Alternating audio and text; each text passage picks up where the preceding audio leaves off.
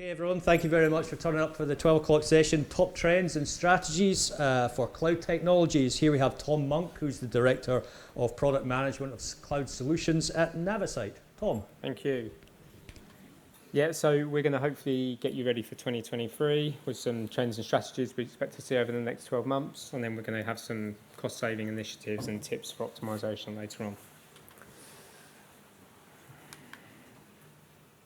Yeah, so agenda, I'll do intro, we'll do a bit about the future of the cloud, then talk about some trends before the tips and strategies, and then a bit of Q&A at the end. So yeah, that's me. I'm Tom. I'm from Navisite. Navisite are a professional services and managed services provider focused on the cloud. I'm the product manager for our cloud solutions. So I own the cloud product strategy and product owner for our cloud service offerings.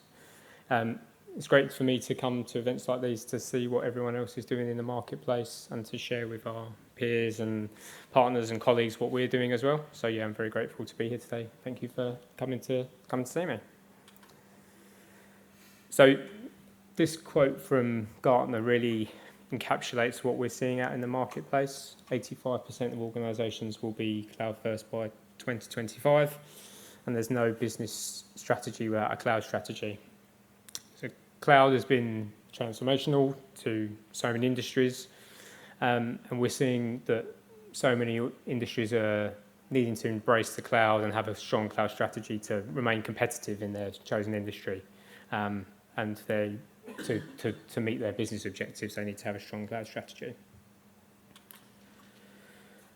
But what does the future of the cloud look like? So obviously, a lot of organisations have made their first steps into the cloud, but there's a good chance a few of those first migrations, those first implementations were rapid or possibly rushed, probably kind of tactical moves driven by challenges with their on-premise environment, maybe a move triggered by an event during COVID. But what that's doing is it's paving the way for longer-term transformation programs. So we're seeing an uptick in those. Cloud's been demystified for a lot of organisations with those first steps. So many more companies are taking that cloud first strategy for net new projects. But it does mean that a lot of organisations are going to have to go back and reappraise what they did over the last couple of years previous to make sure that to reappraise based on modern understandings and more up-to-date methods. So we're going to go through a couple of trends for the next 12 months.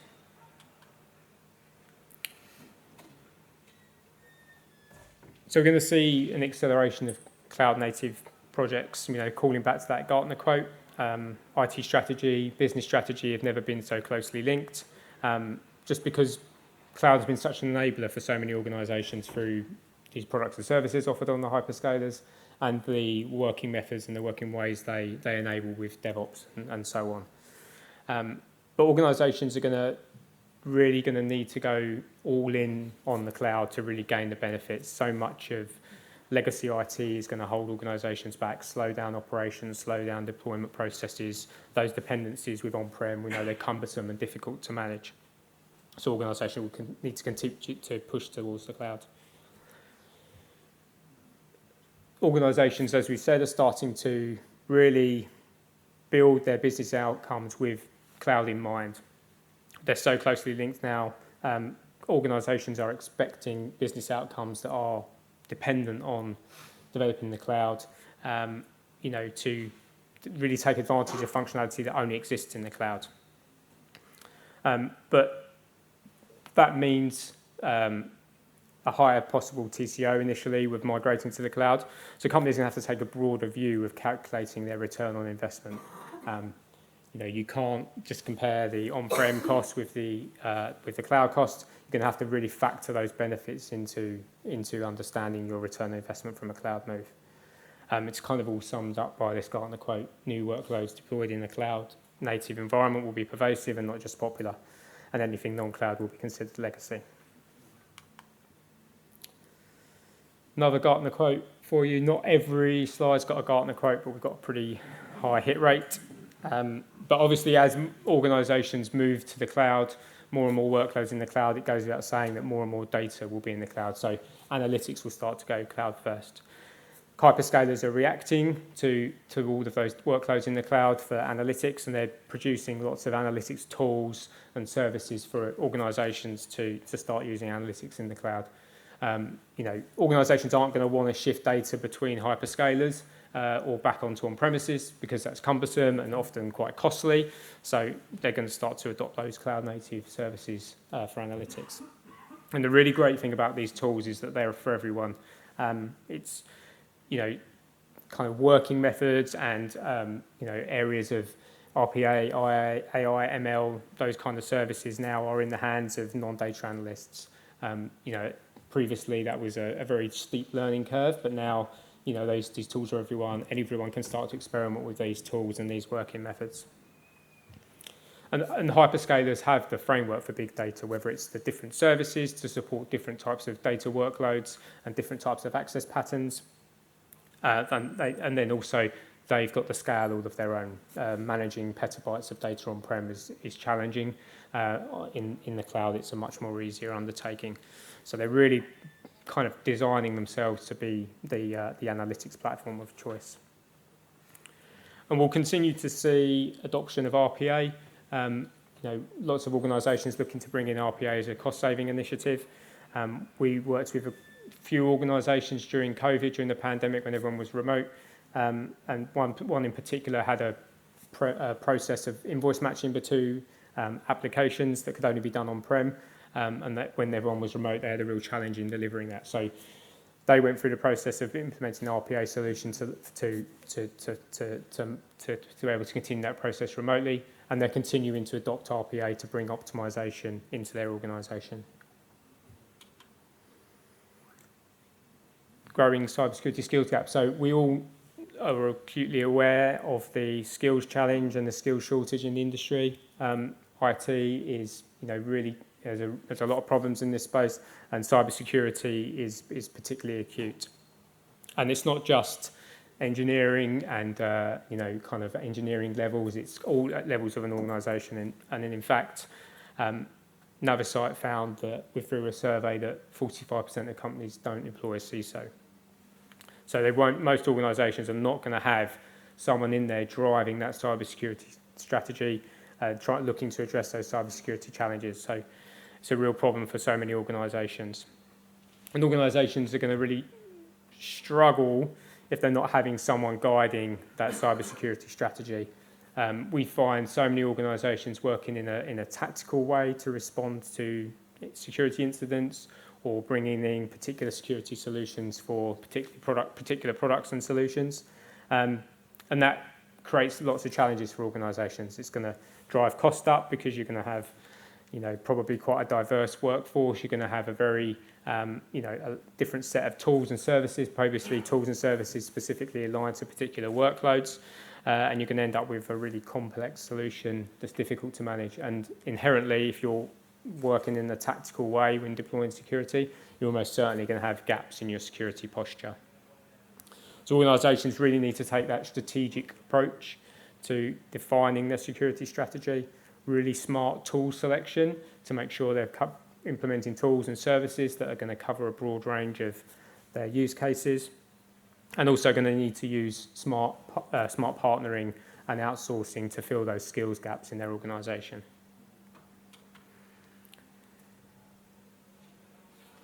Cloud cost optimization will continue to take center stage. I mean, I'm sure you've heard the word optimization 100 times today already, but we would, cloud brings many benefits, and the freedom to build and develop and experiment is incredible and very beneficial. But it does have drawbacks, which can mean operations can be challenging and optimization is difficult, and costs can be difficult to control, which is why it's cited as a top challenge for CIOs by IDG. And in fact, according to Gartner, through 2024, nearly all legacy applications moved to the cloud will need to be optimized once they're already there to become more cost effective. And we talked about those tactical moves earlier. They have consequences. Lots of organizations with those tactical moves lift and shifted into the cloud maybe didn't really consider their business driver, and then probably not getting the benefits they were hoping for, and not delivering on the promise of the cloud around cost and optimization and so on. So it caused a lot of organisations to draw back from the cloud and then reconsider, like we said, and readdress what they've already done. Cost optimization, we've probably heard about today, but that needs to be an ongoing process. Cloud is not one and done. Optimization is ongoing. Customers will continue to need to update, ongoing, optimize their process. Most organisations will find they need some kind of dedicated FinOps expertise to help their organisation with cloud costs. And FinOps isn't just about controlling costs or stopping costs. It's really about understanding costs, predicting costs, and attributing value to your workloads.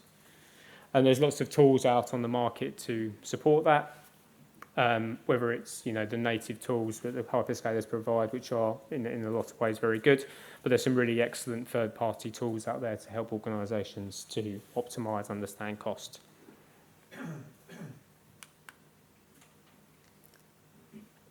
So next up, we're going to talk about a few challenges that customers come across, and then some ways to help them reduce those costs and also strategies to optimise. So the first challenge we see organisations, we talked about those tactical moves earlier, a lack of plan or strategy around the cloud. So that can be both strategy and plan for migration and strategy and plan after migration. So many organisations so focused on getting to the cloud, less consideration about what it's going to look like when they get there and how they operate in the cloud. And it kind of goes without saying that if you move to the cloud without any strategy or plan for when you get there or how you get there, you're almost certainly going to take most, if not all, of your technical debt from on-premise into the cloud with you.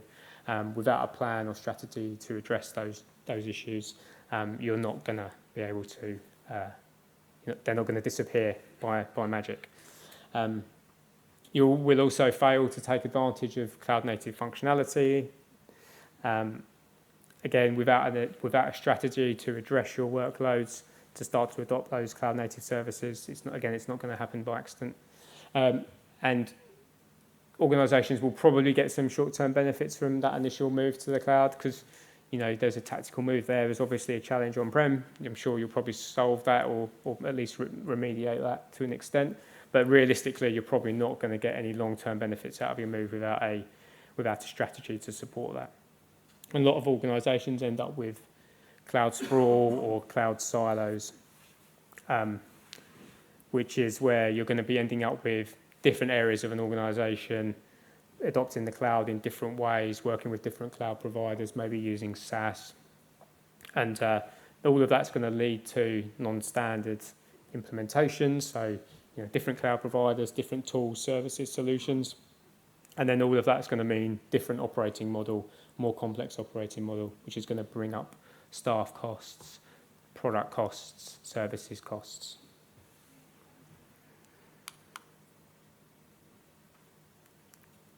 So the strategy for not having a strategy is to have a strategy. And we talk to customers about developing their cloud strategy, and we often come back to Cloud Competency Centre of Excellence. And it's something you hear about a lot in talks like these and out in the industry, and there's lots of blogs. I feel like to an extent we've kind of reached kind of peak CCOE, and it can feel a bit kind of wishy-washy and those kind of things. But we at Navisite, we have our own CCOE, even though we're a managed service provider. And we find that organisations that adopt and build out a CCOE are incredibly successful, and we really help organisations to try and bring that together. And what that CCOE is really bringing together delegates from the different areas of your IT organisation and probably the wider organisation as well, to come together to understand the cloud, start to put together your best practices and your strategy in terms of operating, migration, architecture, It gives you an opportunity to assess new products and services, understand what the market looks like. It gives you an opportunity to work with individual lines of business to establish proof of concepts, pilot moves. And it also is a focal point for you to look at your ongoing optimization of services, products, and so on. But the really key thing that it gives you is it gives you voices in your wider organisation to be cloud advocates, to go out to different areas of your business and say, have you seen what's happening in marketing? What are they doing with the cloud? It's fantastic. Do you want to get in on that? So it's a really good way to build out that strategy. And what that CCOE often starts with is a charter. So that's your objectives and your outcomes from the CCOE. And that should really tie back into your cloud strategy, your IT strategy overall, which then should obviously be linked out into your business strategy. And you should be talking about your objectives for the cloud, your outcomes for the cloud in business terms, not in IT terms solely. Obviously, IT objectives are not inherently bad, but you should have a business outcome in mind. You shouldn't just be focusing on your IT. That CCOE gives you a platform to go through and start to assess your current your entire IT environment, to assess your organisation and assess your workloads. And we really encourage organisations to be objective when they appraise their on-premise IT. Don't be hung up about how things work on-premise, how you operate on-premise. Go back to first principles around architecture and design and all of those best practices that we all know, and really think about, like, what is this going to look like in the cloud? What do we need to change to get into the cloud and really bring value? And when you're going through that process of assessing your workloads, make sure that you're really going through a detailed process to discover, work with your stakeholders, understand your IT, understand your processes, understand your people and technology. Go through a process of really analysing that data, take the time to really understand what challenges the wider organisation is having, and take the time to understand how you can improve and where they want to improve, and then make recommendations. And frequently recommendation is not a single thing, it's multiple recommendations based on varying factors, and then calculate that TCO so that then you can really start to define your return on investment for your cloud adoption. Next challenge is moving on from lift and shift. So we talked about those tactical moves earlier. Lots of organisations opt to lift and shift to the cloud because it's the less risky approach in a lot of the time. It's the safest way to move. However, many organisations will lift and shift without considering the impact on ongoing operating processes, ongoing management, and cost. If you lift and shift without transformation and moving on to transformation, you're going to be unable to take opportunities that the cloud brings you in terms of platform services, microservices, serverless. So a lot of those benefits that are inherently built into the cloud, you're not going to be able to take advantage of. And often we find this is a lack of expertise in an organisation that is the reason for struggling to move on from lift and shift. And that can both be migration expertise and transformation expertise, and also expertise to re-evaluate and re-establish and rebuild an operating model. All of that results in a more complicated environment operating on the cloud, particularly if you're working with legacy at the same time as well, which will almost certainly result in higher costs.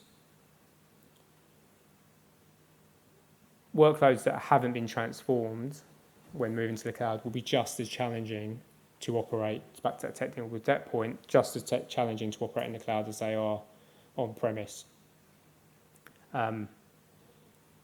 You'll still get planned and unplanned outages. You'll still, deployments will take just as long, and you'll be unable to take advantage of the resilience and scalability that you're looking to achieve when you move to the cloud. And it's going to be difficult to automate processes. Patching a server on-premise versus patching a VM in the cloud is just as challenging.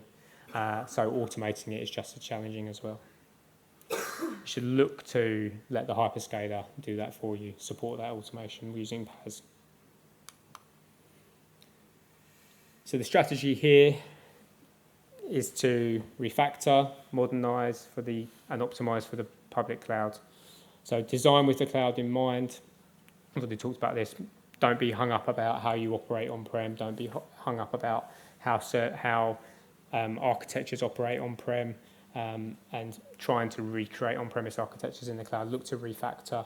Look to design for first principles based on what the cloud offers you. Use your CCOE to review new products and services and reappraise your workloads frequently. Go through the well-architected review process to re-understand your workloads to see how they can be optimized and improved. Use cost analysis tool and optimization tools. As I said, the hyperscaler provide excellent ones, but also there's plenty out there on the market. And also assess your cloud native talent pool. So do you have the right skills in your organization to transform as you move to the cloud? Do you have the right skills to operate once you're in the cloud?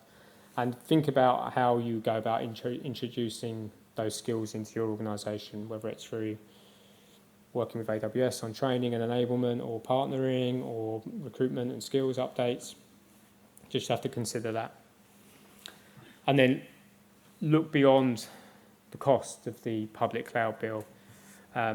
Really, again, it's back to those benefits, back to those outcomes, and back to understanding that return on investment. Factor in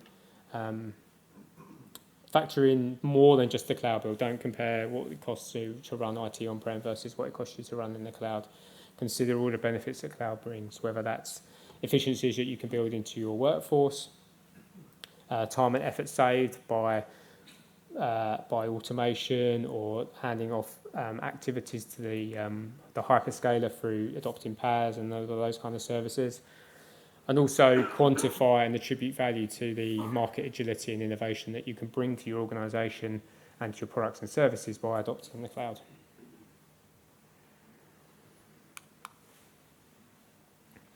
Right, and the final challenge that we see organizations struggling with is complexity of cloud offerings. There are there's numerous hyperscalers, there's hundreds of cloud services.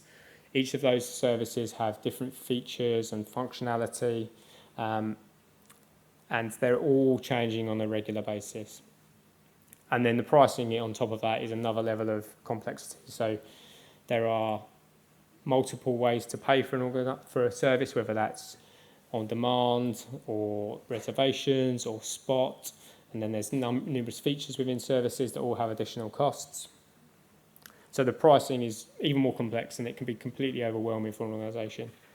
And also, all of these things are changing all the time. New features are being added, pricing points are being changed and added frequently. New services are coming into the market. They might seem very close and very similar to existing services.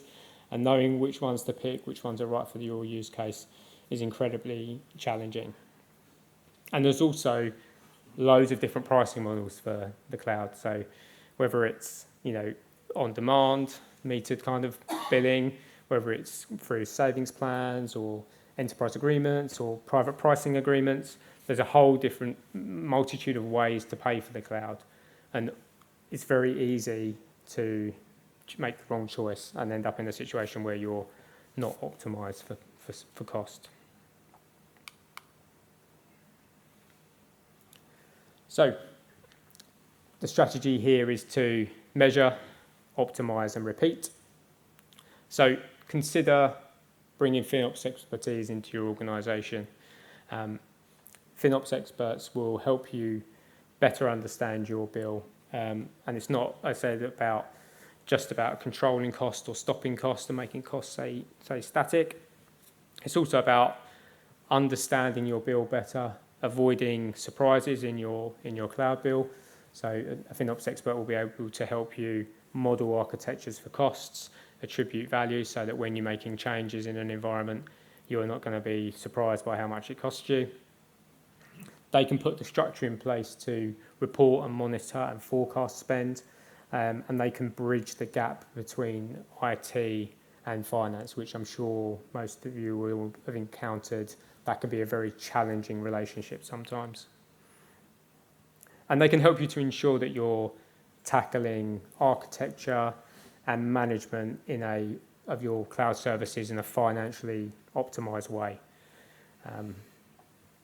You should go back to your CCOE again to review and evaluate new technologies and tools, new methods for paying for the cloud, to ensure that you are continuing to work in a optimized, cost-efficient way. And then finally, look to leverage automation so that you can release your teams to bring more value to your organization. Don't have your teams focusing on backups, patching, things like that. You can start to automate those processes, and that's much easier in the cloud. So with that, I'll stop for a Q&A if we have any questions.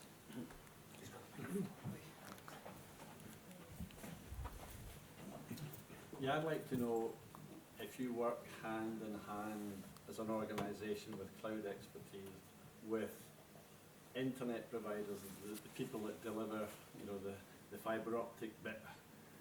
Do you have partnerships, for example? We do have some partnerships in that area, providing network connectivity, telco type services, because we find that aspect of IT is just as important today as it was when you're connecting data centres together and so on and so forth, because what we see in terms of like multi-cloud hybrid architectures is not how it sort of is drawn on a whiteboard where you've got same architectures or same applications spanning across multiple clouds. What we see is the right cloud, the right service and the right product in the right cloud. And, so different types of workloads in different hyperscalers, different premises and that kind of stuff. But that all needs to come together and it all needs to be connected. And the integration of that is absolutely key. So yeah, we work with third parties to support that. You would call that a strategic alliance then with the people that deliver the... Yeah, absolutely.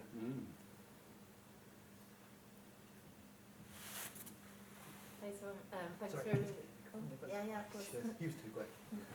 Hi, Tom. Thanks for a really interesting presentation. When it comes to market share for cloud providers going into 2023 and beyond, what do you think that might gravitate towards when it comes to the big players, AWS, Azure, Google, but also for the smaller providers too? AWS is far and away running away with it. I don't think that's going to change anytime soon. I think my personal view is Google is playing catch up, and I think they're doing quite a good job at that. Oracle are disrupting, OCI is disrupting as well, because they're making it very financially beneficial for organisations if they're running those particular workloads. But all of the hyperscalers have compelling arguments for all workloads. So I think we'll see. I do think there is you see these very small niche cloud providers like Oxide Compute and those kind of ones that are hyperscalers on the very low end of the market, and I think they've got a place as well, because I think maybe sometimes some of these very large hyperscalers, there can be challenges in some of those smaller organisations. So I think I think it's the ever-present stat, isn't it, Andy Jassy? Like 95% of workloads aren't in the cloud, right? So there's a lot of market share to go out there. So there's a lot of room for lots of providers, for sure.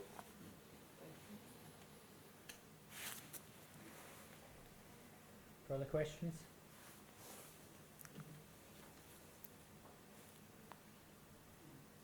Good stuff. So with that, I'd like to say thank you very much for coming and listening and asking questions. It's great. Like I say, I'm Tom. I work for Navisite. That's my email. That's the website if you want to get in contact. And we're out on the exhibit floor as well if anyone would like to come and say hello. Yeah. Thank you.